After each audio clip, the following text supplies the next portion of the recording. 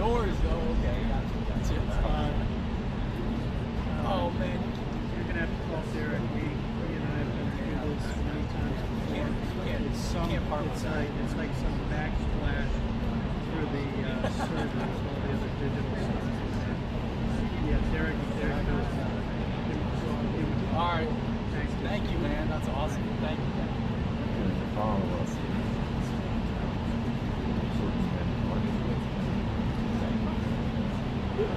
How about that?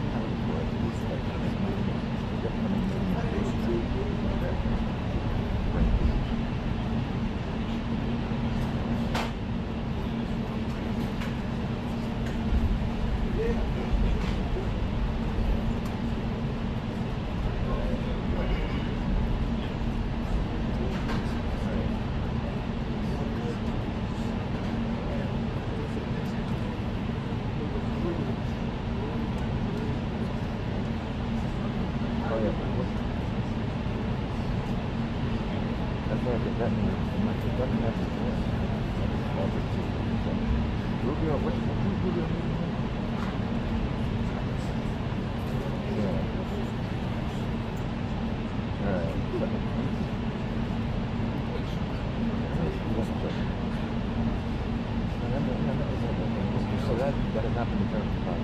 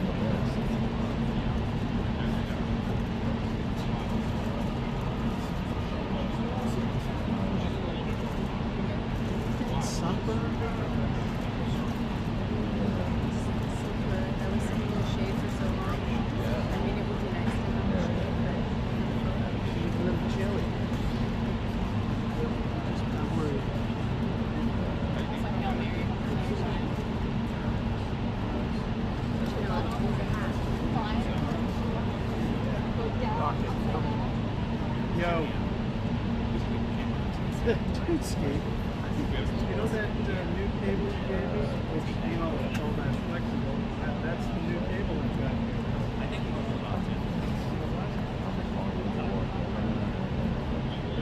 I don't need no battery. As long as you're happy. I'm always happy. Just gotta keep things in order. Keep everyone on their They toes. haven't changed the thing since the last time we had the same with all that back-to-back. We've had quite a few arrivals and departures since then.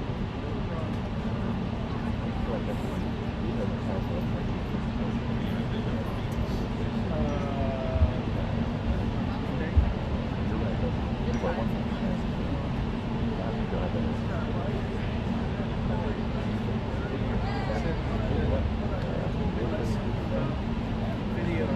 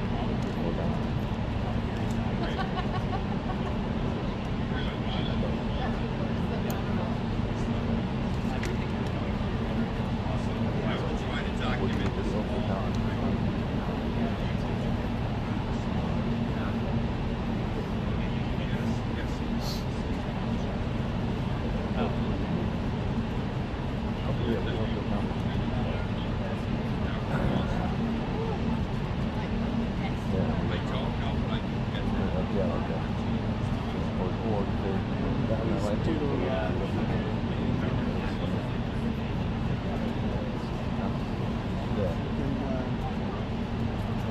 Yeah, yeah, right. So, what do you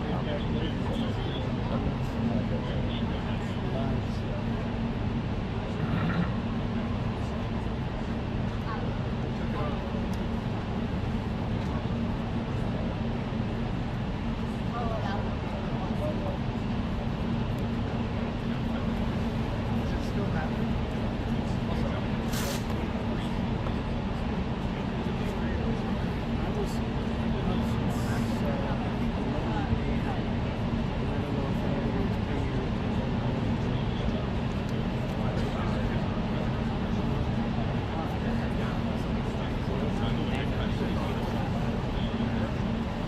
What was that issue that you said video burps back onto the line? You get some kind of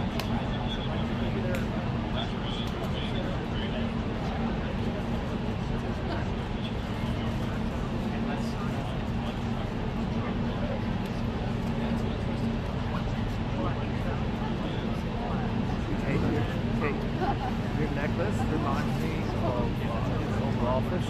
There's a built-in bookshelf, and at the top, like if you turn your necklace upside down, it has like a fan, shell kind of, fan kind of detailing in the woodwork at the top of the shell. Yeah. Yeah. I'll show you. And it's gold.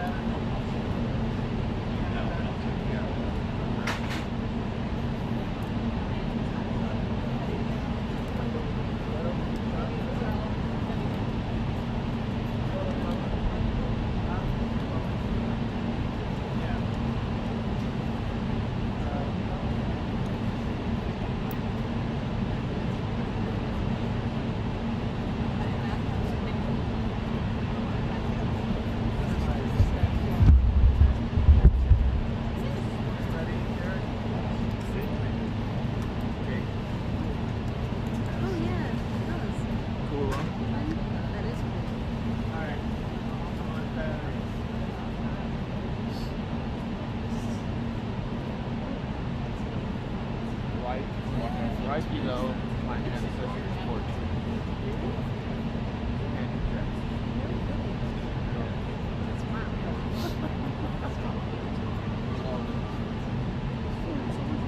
Yeah. So obviously.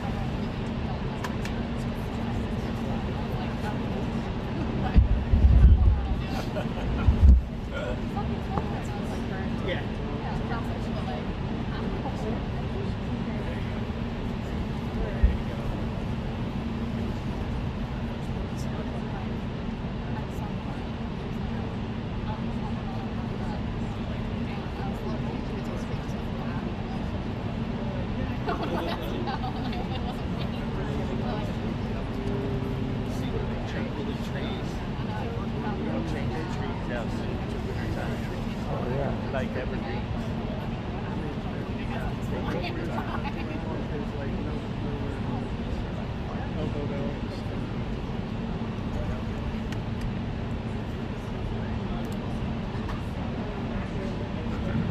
This I see.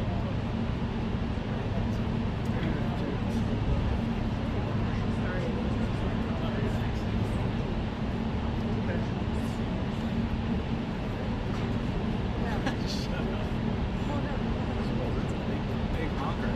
Send me a picture of that.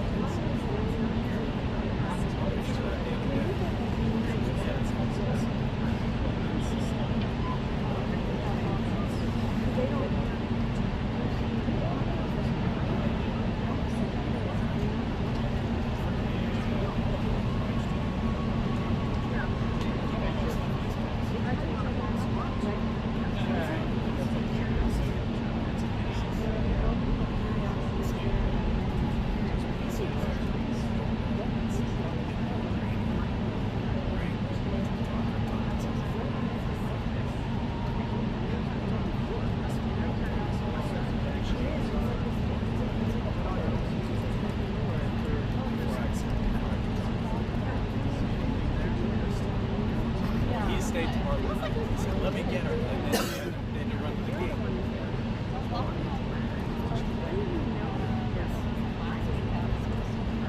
Morning. Okay. Who's AFP?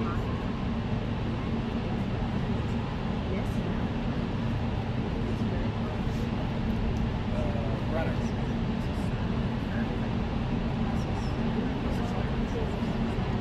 Just by himself. Yep, I'm getting Slack notifications now.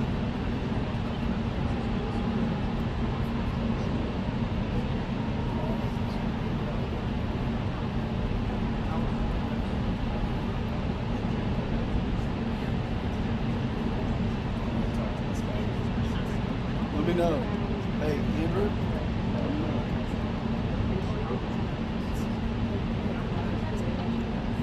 Always in the house.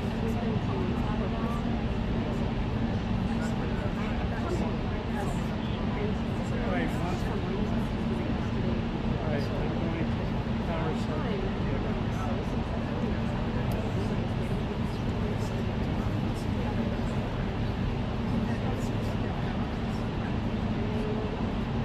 Okay. Turn the camera off. Right? Turn it back on.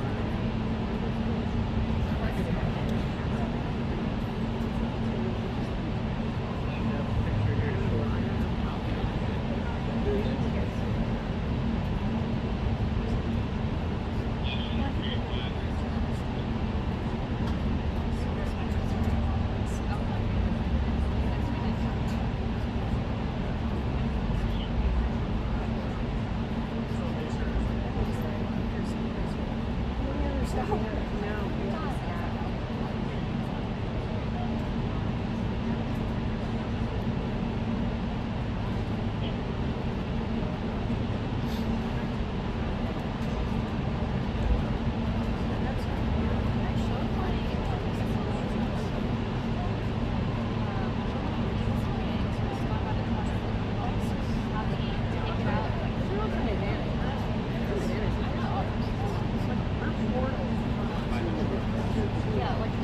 Let me try to remember the This is my favorite.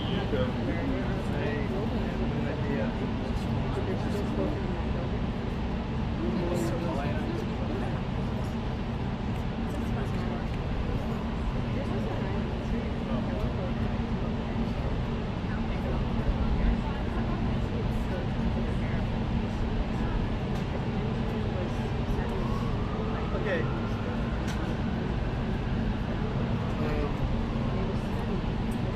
My Slack channel is blowing up, dude. And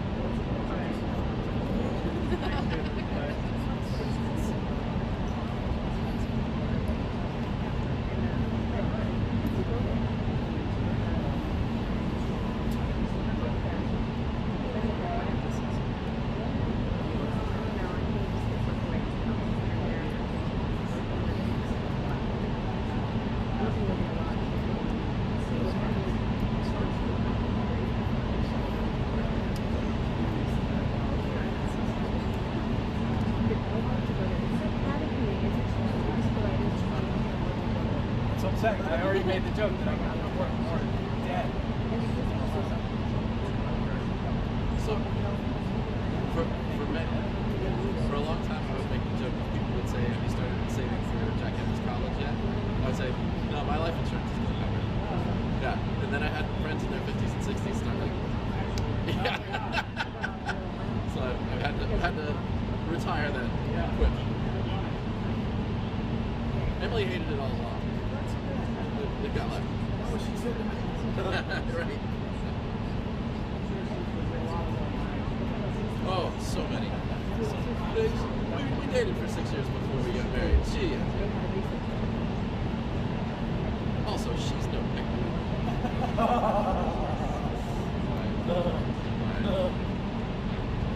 We met on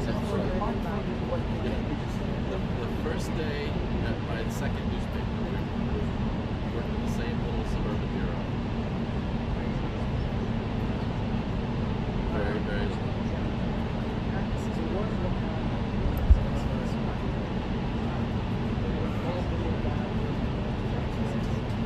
Oh yeah, Doug. That is. Were you there for that? He must have had a few. He must have had a few boyfriends.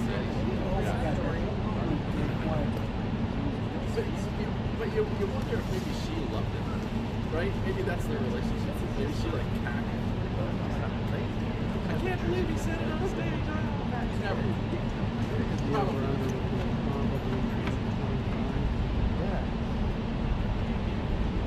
No. Yeah. Well, at least it wasn't on C-SPAN. The president wasn't there that year. No, I don't want to be in the way of my shot if you get a question. Oh, here we go. Moving forward to your question, I don't want to block you. Yeah. Last time they moved things around. Yeah, he'll give me better lighting.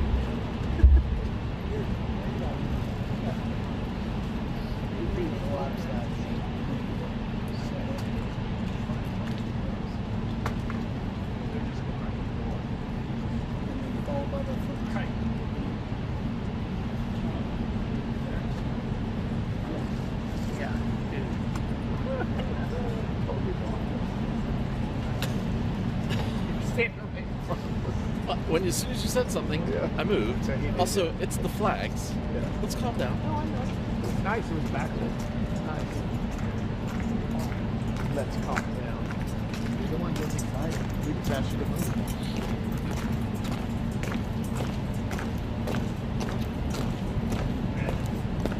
And honor guard moves into place before Zelensky's arrival.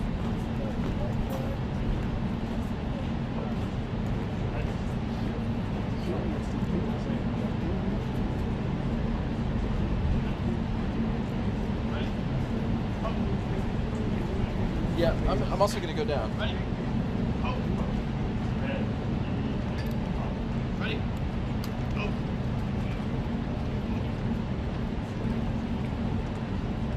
Ready? Go.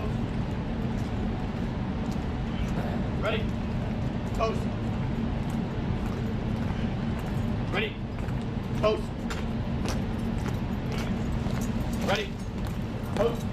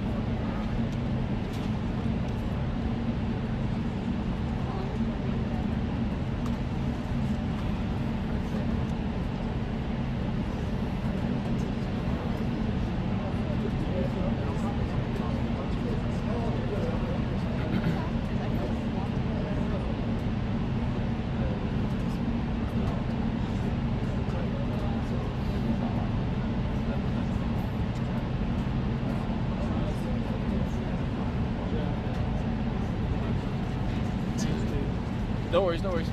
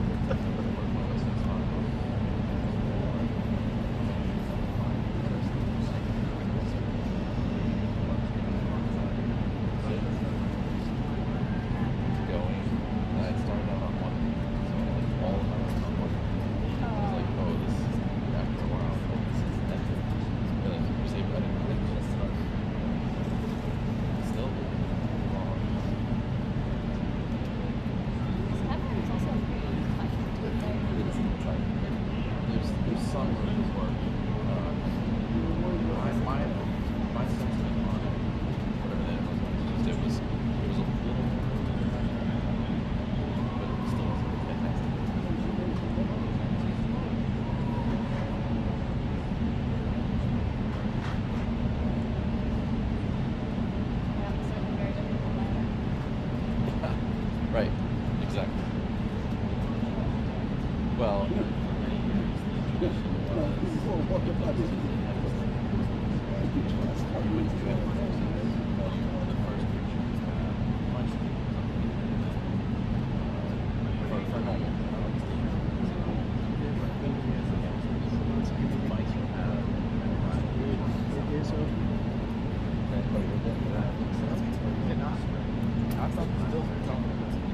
Maybe they're going to talk about it in preparation.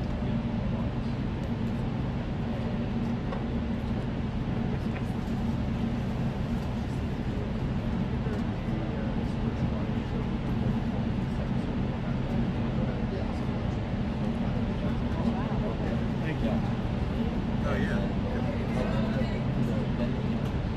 Yeah, it is. You didn't hear what happened, did you?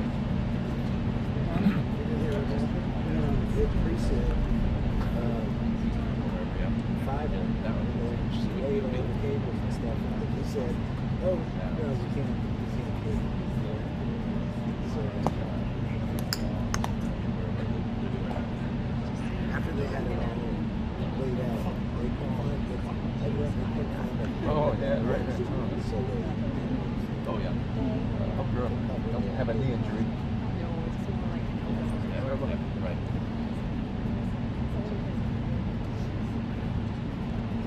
Whatever you gotta do.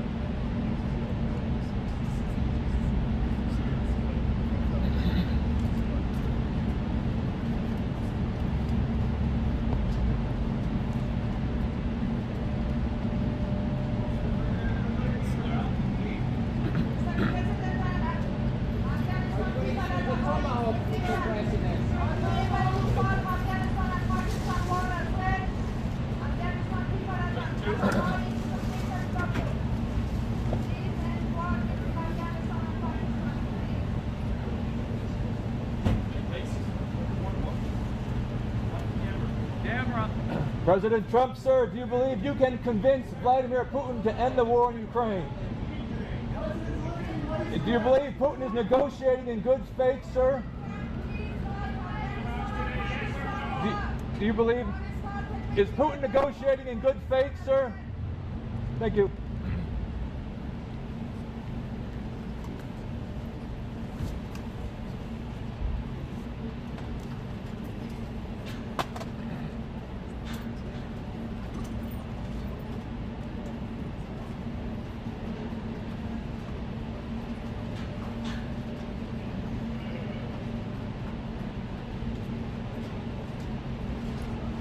Contingents on the right.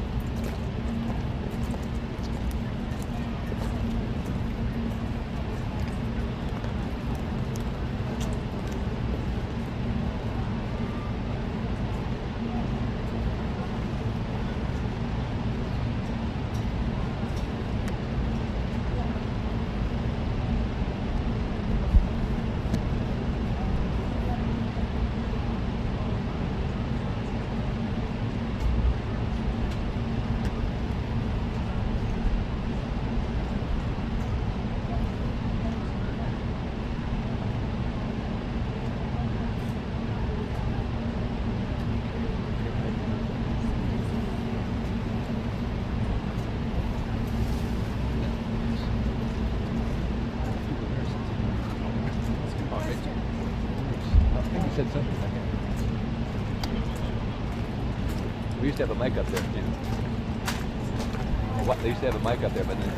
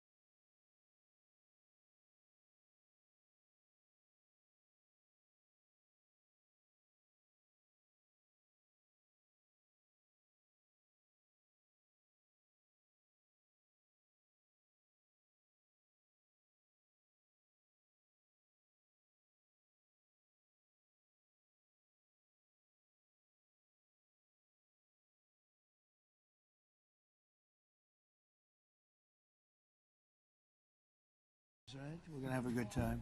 December 5th. Well, thank you very much, everybody. It's an honor to be with a very strong leader, a man who has been through a lot, and a man who I've gotten to know very well, and we've gotten along really very well.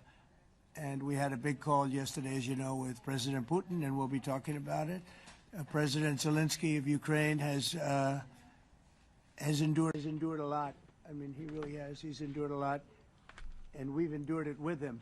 To be honest, it's been a long time, and I think we're making great progress.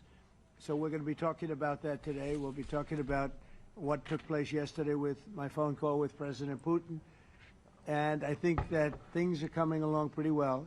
It began with Alaska, where I think certain guidelines were discussed, and we want to see if we can get this done. This was long ago into the Biden administration. I came here and we inherited this, and we'd like to see if we could finish it, end it. We want it ended. So many people have died in this war, and we're gonna get it ended. So I just want to thank you all very much. If you have a couple of questions, go ahead, please.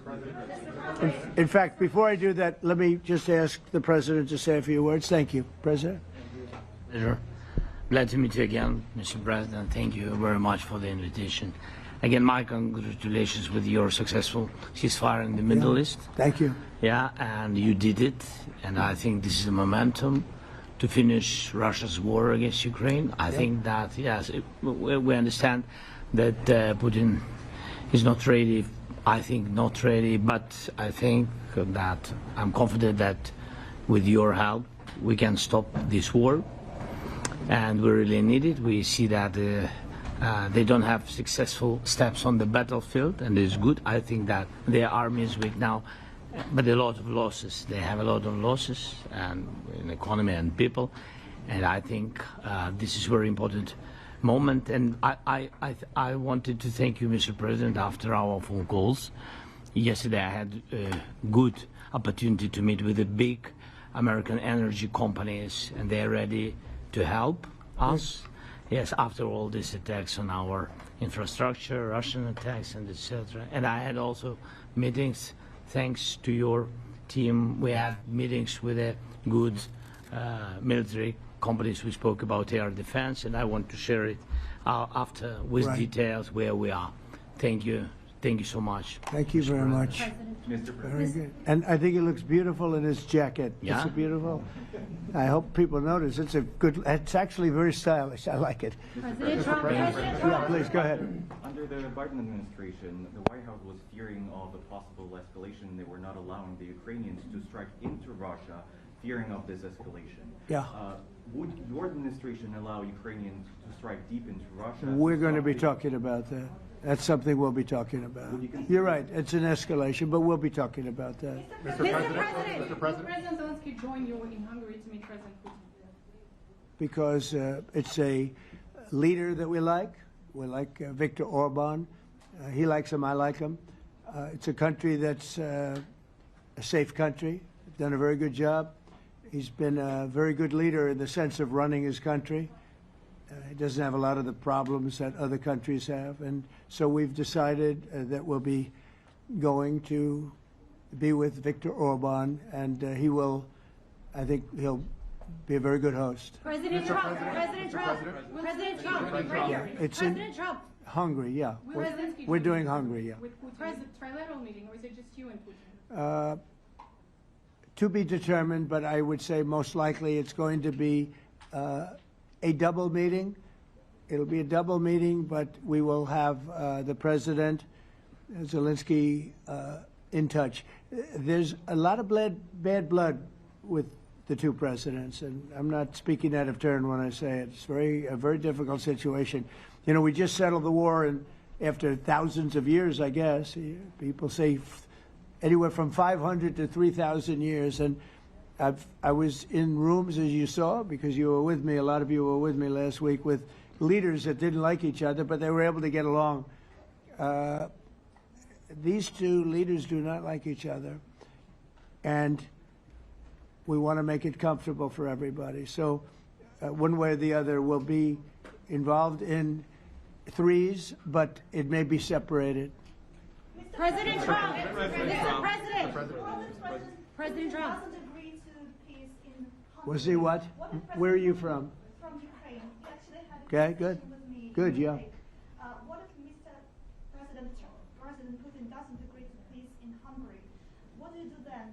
Do you have? Well, let's see what happens. I mean, you know, what if? I think he will. I think that President Putin wants to end the war, or I wouldn't be talking this way. I think he wants to end the war. I spoke to him yesterday for 2.5 hours. We went through a lot of details. He wants to get it ended. I think that President Zelensky wants to get it ended. Now we have to get it done. President Trump. Kara Castronova from Lindell TV. And although I love asking you questions, today my question is for President Zelensky Sure. of Ukraine. Go ahead, please. Thank you. Our President Zelensky, President Trump, just brokered a peace deal in the Middle East that all Americans, both sides of the aisle, are very proud of. But to meet that deal, both sides had to make concessions. Our president has stuck out his neck in many ways to make a peace deal for your war as well. What specific concessions are you willing to make to end this war with Russia? Will you give up joining NATO? Americans have foreign war fatigue, and our president, as he said, we need our tomahawks too. To me. Yes, you, Okay. President Zelensky. Thank you What very much. concessions will you That's some question, right? So many questions in one. Thank you very much for your question. First of all, I think we need to sit and speak. The second point, we need ceasefire. Even now, you see in the Middle East, it's very difficult to hold ceasefire. Everywhere, in every war, it's very difficult. We want peace. Putin doesn't want. That's why we need pressure on him. We will speak with President today what we need. We understand what we need to push Putin to negotiation table. And as I said previously, so we are ready to speak in any kind of format, bilateral, trilateral, doesn't matter. Matter just peace. This is important. And we don't speak about NATO or NATO. For Ukrainians, it's very important. Of course, it's our decision, decisions of allies to decide where we are. But are you willing to give up Yes, but joining the NATO? most important thing for people in Ukraine, which are under each day's attacks, to have really strong security guarantees. NATO is the best, but weapon is very important. Allies on our side is very important. And between us, for us, bilateral security guarantees between me and President Trump is very important. I don't know, we didn't speak with details about it, but this is the most important document because the United States is very strong. Sir, President Trump, you are the middleman right now, hoping to end this conflict. Who is doing a better job negotiating, President Zelensky or President Putin? I think they're both doing a great job in that sense. We have to get it done. We've got to take some of the hatred of each other. You know, they don't like each other. I say that in front of President Zelensky, but I say it in front of President Putin too. They have tremendous bad blood. It's really is what is holding up, I think, a settlement. I think we're going to get it done, and we have to make it long-lasting. As I said in the Middle East, everlasting, right? Everlasting. And the Middle East is a much more complicated situation. You know, we had 59 countries involved, and every one of them agreed. And it's, you know, it's sort of amazing. Most people didn't think that was doable. This is going to be something I really believe that's going to get done. I had a very good talk yesterday with President Putin. I think he wants to get it done. And President Zelensky, right behind you. When we were in Israel with President Trump earlier in the week, we heard a lot about the difference in diplomacy between President Trump and President Joe Biden before him. What do you see as the biggest difference in diplomacy between President Trump and President Biden? President Trump has a big chance now to finish this war. President Biden now is not the president, so he doesn't have a chance to finish this war. And President Trump is really showed for the world that he can manage ceasefire in Middle East, and that's why I hope that he will do this, and we will also have such big success. For Ukraine, it's a big chance. And I hope that President Trump can manage it. I would say the biggest difference is one is extremely competent and the other one is grossly incompetent. Sir, a few weeks ago in New York when you two met, you said that you think Ukraine could ultimately take back all the territory that it's lost so far. Do you still think that's the case, or do you think there'll have to be some sort of You swap never of know. territories? Look, you know, war is very interesting. You never know, do you? You just never know. With war and peace, but you never know. Please. Russia calls Tomahawk supply to Ukraine as an escalation, yet it continues using similar cruise missiles like Caliber and Yeah. even... Who are you with? Who are you with? You, Ukraine? Yeah. But Russia continue even using the cruise missiles and also nuclear-capable ballistic missiles in Ukraine since 2022. So do you consider providing Ukraine with the Tomahawk or similar missiles as an opportunity to equalize the possibilities of Ukraine and Russia and push Moscow to the negotiation table? Sure. We're going to be talking about that. That's why we're here. Okay? Fair question. Exactly as he told you to say it. But we're going to be talking about it. Okay? Yeah, please. What is your message to India and Hungary, who is still refusing? You said India and Hungary? That's an interesting. And Hungary. India and Hungary. It's an interesting combination. Refuse to stop buying Russian oil. Well, India is not going to be buying Russian oil anymore. And Hungary is sort of stuck because they have one pipeline that's been there for years and years and years, and they're inland. They don't have sea. They don't have sea. And I spoke with the very great leader of Hungary, and they are, you know, it's very hard for them to get oil. I understand it. Hungary's in a very interesting position because they can't have ports. You know, they're surrounded by land. So we'll see what happens there. But India will not be buying oil from Russia. And they've already de-escalated, and they've more or less stopped. They're pulling back. They bought about 38% of the oil, and they won't be doing it anymore. Mr. President Trump has been helping you in achieving peace in Ukraine. Who has? First Lady Melania Trump has been helping in returning abducted Ukrainian children from Russian captivity. President Zelensky, do you appreciate those efforts? How do you assess them? And did you ask her to step in and to help you? No, she wanted to do it. She felt very strongly about the children, and she's done a really good job, I think, in bringing it to the fore. You know, we have a lot of children involved. Now, it's some people say it's 20,000 and some people say it's 300. There's a big difference between that, so nobody really knows. But she felt very strongly about the children. She thinks about the children all the time.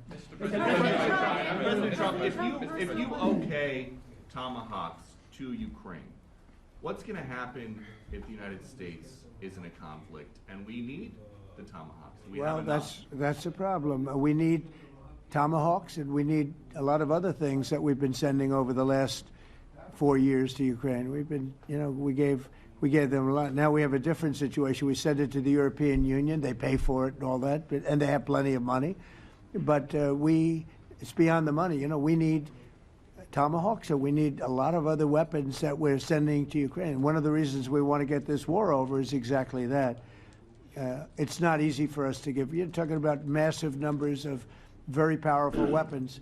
So that's one of the things we'll be talking about. Hopefully they won't need it. Hopefully we'll be able to get the war over with without thinking about Tomahawks. I think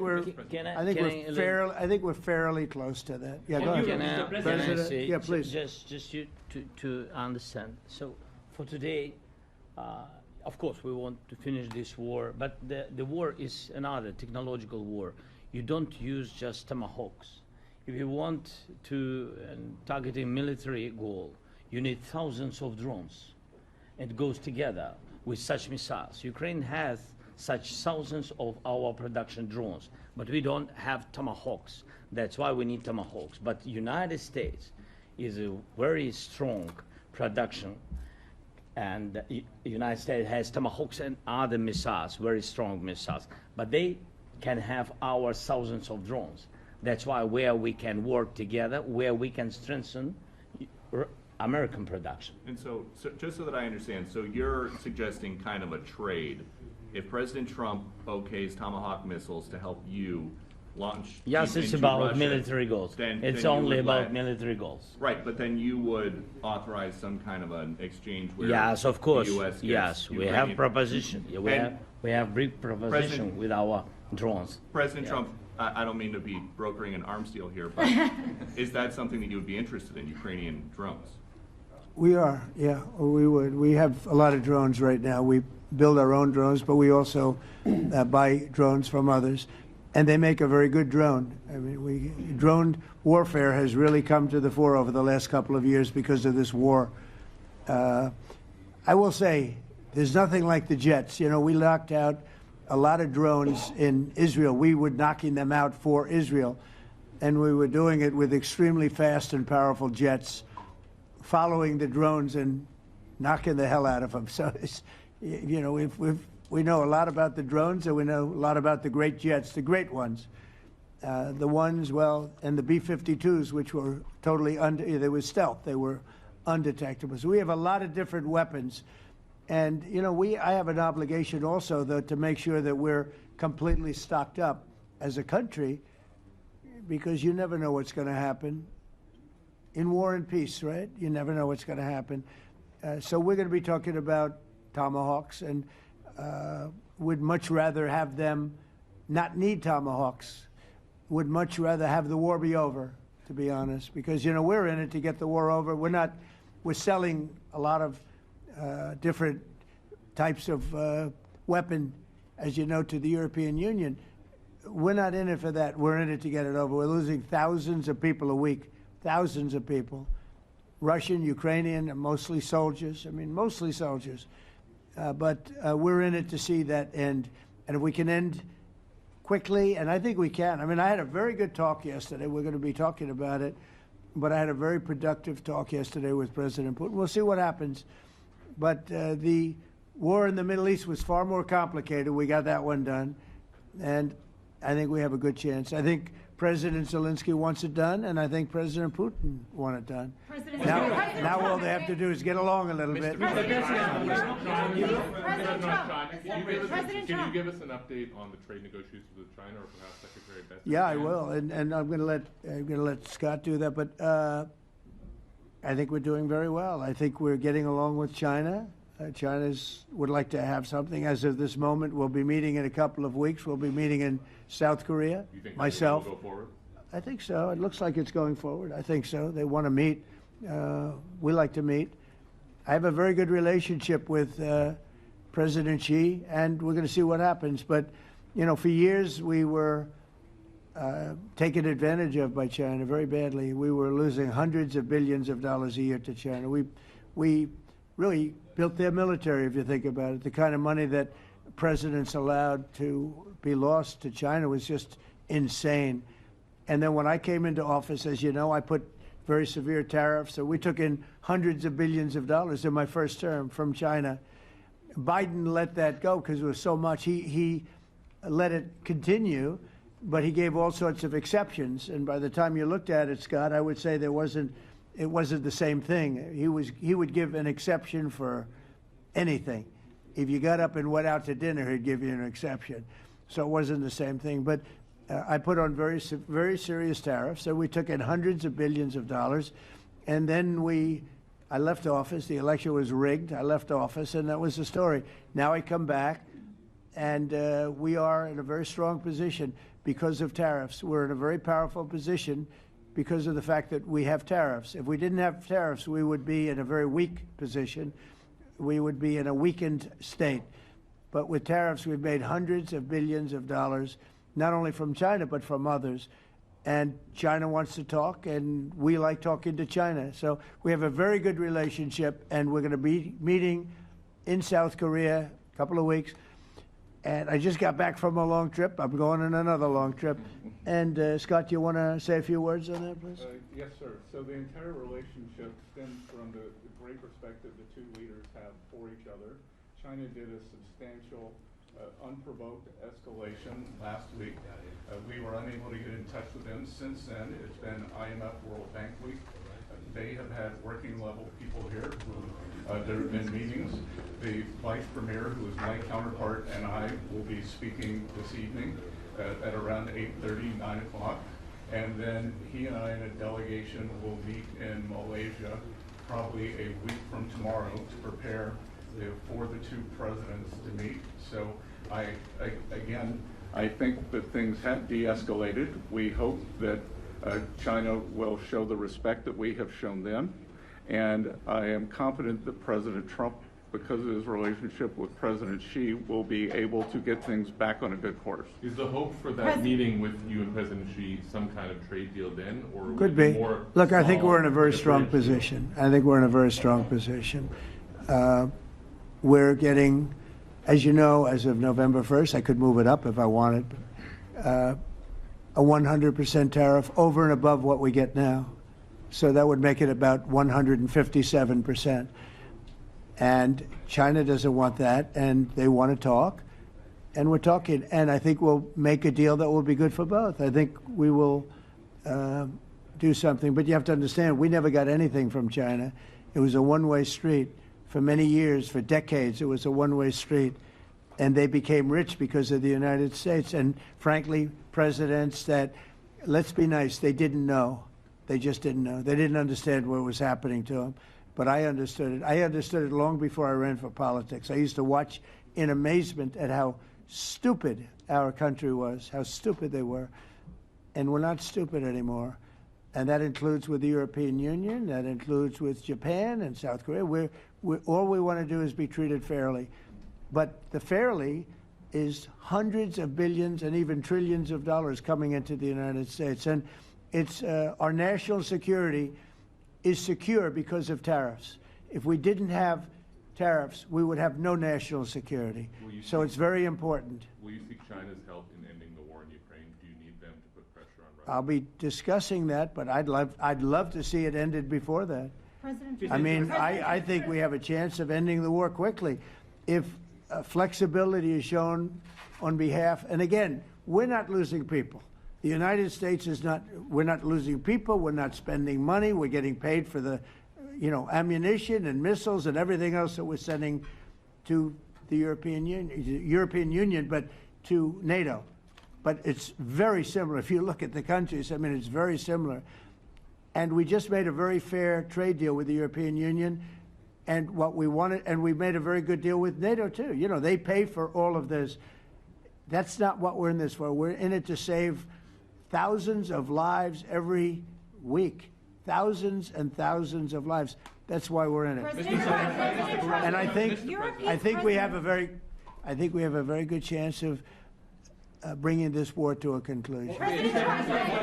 Europe's president and your cabinet has done honestly an excellent job. I think that a lot of people could agree to that. Thank you. I'm speaking as someone who lost my father in a war, so I know the human cost.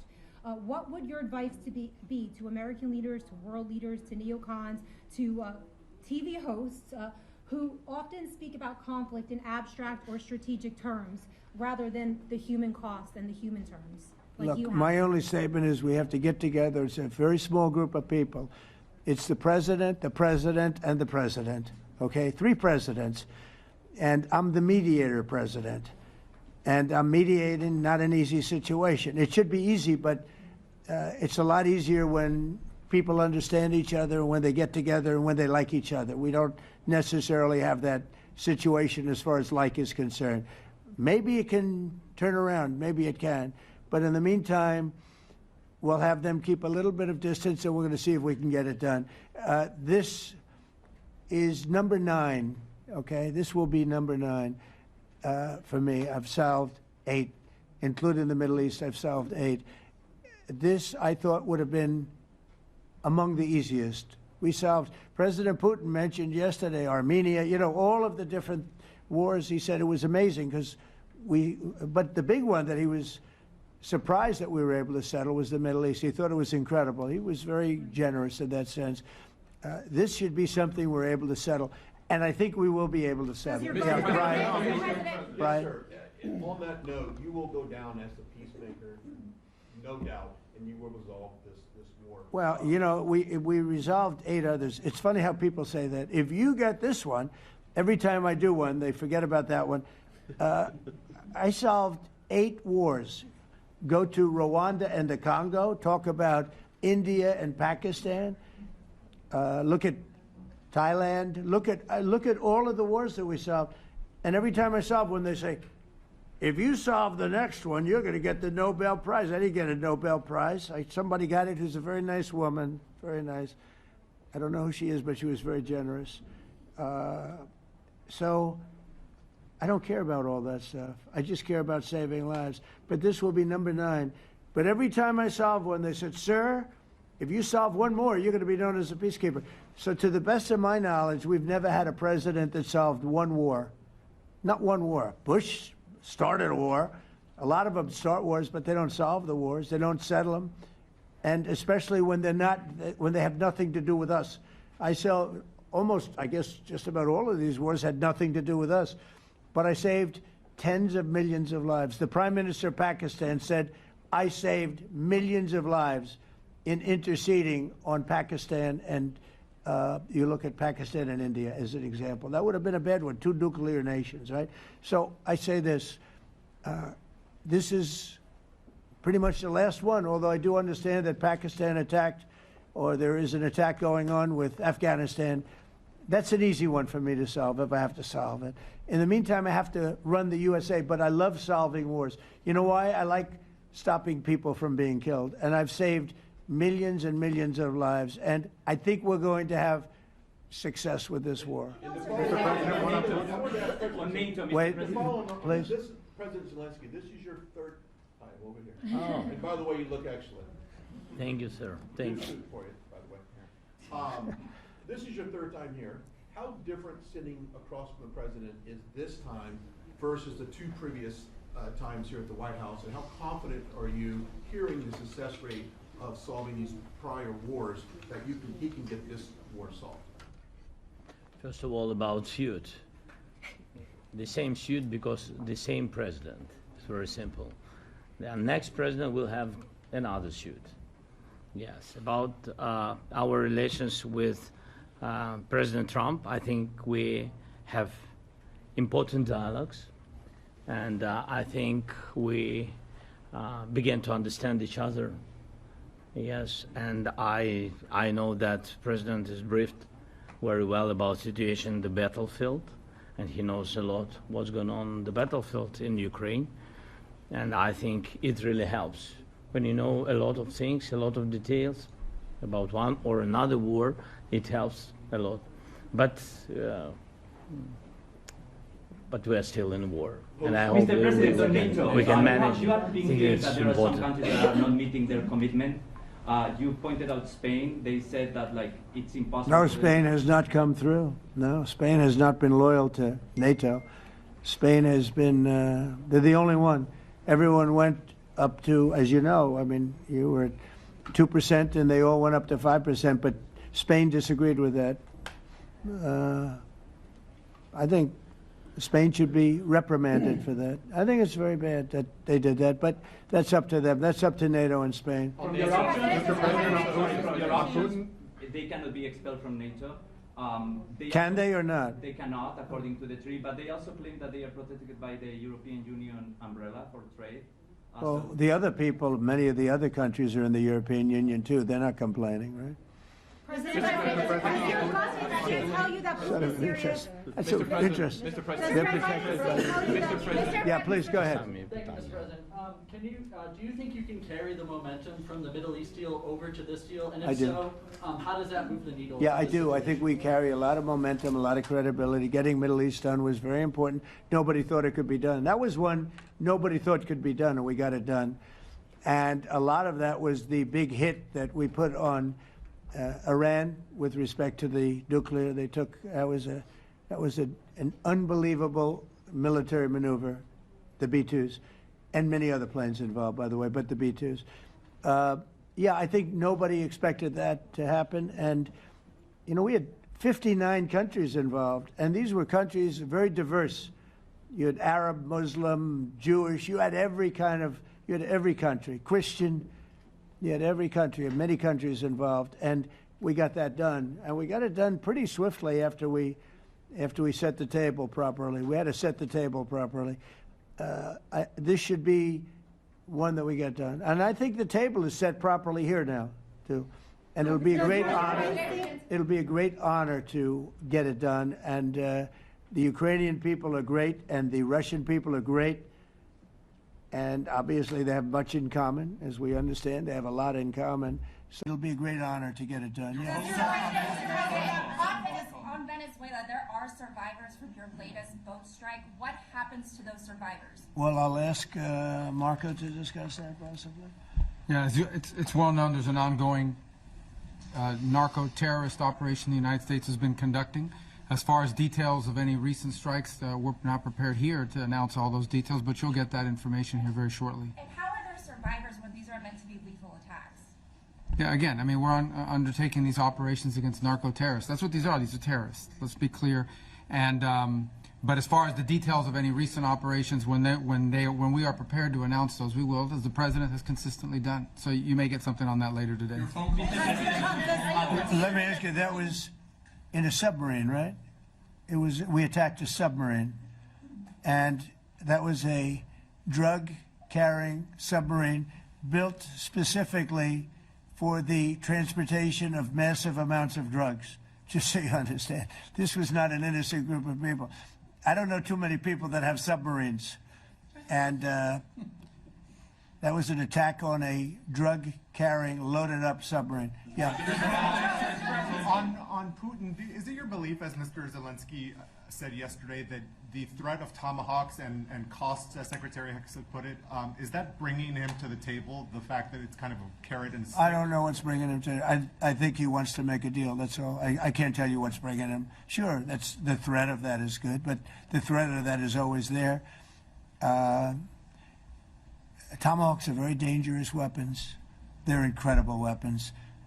If you like warfare, it's one of the most accurate. You know, we hit 30 Tomahawks in Iran after the B-2s did their damage. We sort of gave it a little capper with 30 Tomahawks from a submarine, quite far away actually, but they're an amazing weapon. They're a very powerful weapon, but they're a very dangerous weapon, and it could mean big, escalation. It could mean a lot of bad things can happen. Tomahawks are a big deal.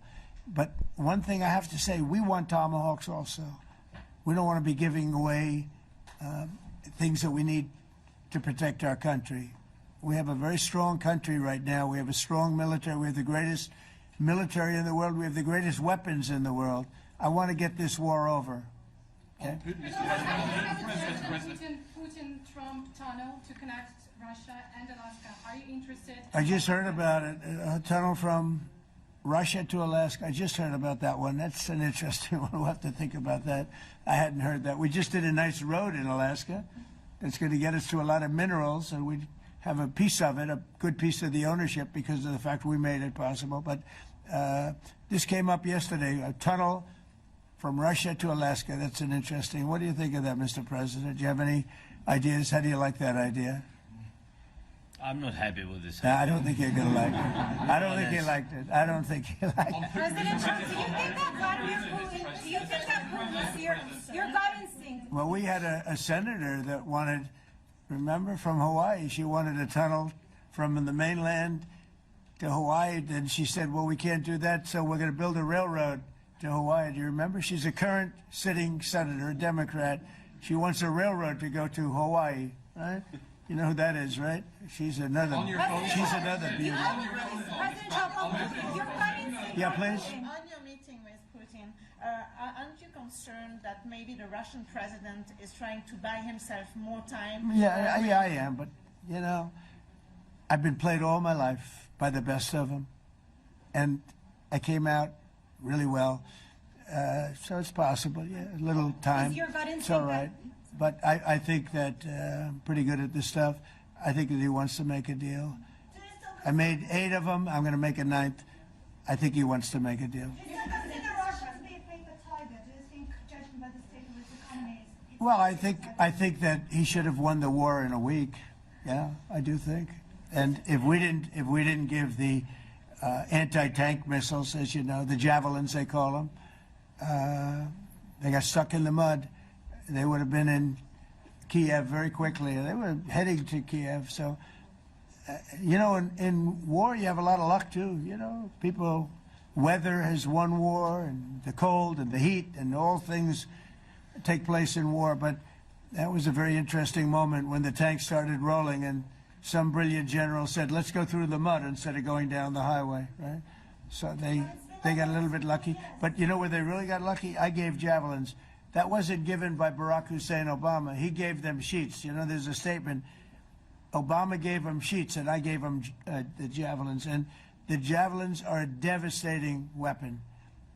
And that wasn't given by Obama. That was given by, because at the time it was Obama. That was given by me. So it was like one of those things. And you had hundreds of them. They're a devastating weapon. We have a lot of devastating weapons. I'd rather not use them. But that was a big moment. You know, when the tanks got stuck, they got stuck. And call it luck or call it talent. I'm not sure what you'd call it, but it was a big moment in time. Do you think Democrats will give you credit? Do you think Democrats will give you credit when you finally end this war, like they did with the war in the Middle East? And I think right now the Democrats are really damaged, mentally damaged. They want to take $1.5 trillion with a T, $1 trillion and give it to people that invaded our country. They came into our country illegally from prisons, from mental institutions, gang members. They want to give them health care and take it away from our citizens. We're not going to do that. $1.5 trillion they want to destroy. They want to destroy our health care system. We're not going to let that happen. Your phone authorize CIA operations in Venezuela as part of. Well, I wouldn't say that, but some interesting things are happening around the world, I'll say that. Mr. President, it has been reported that Maduro offered everything in his country, all the natural resources. He even recorded a message to you in English recently, offering mediation. What should we do in order to stop that? He has offered everything. He's offered everything. You're right. You know why?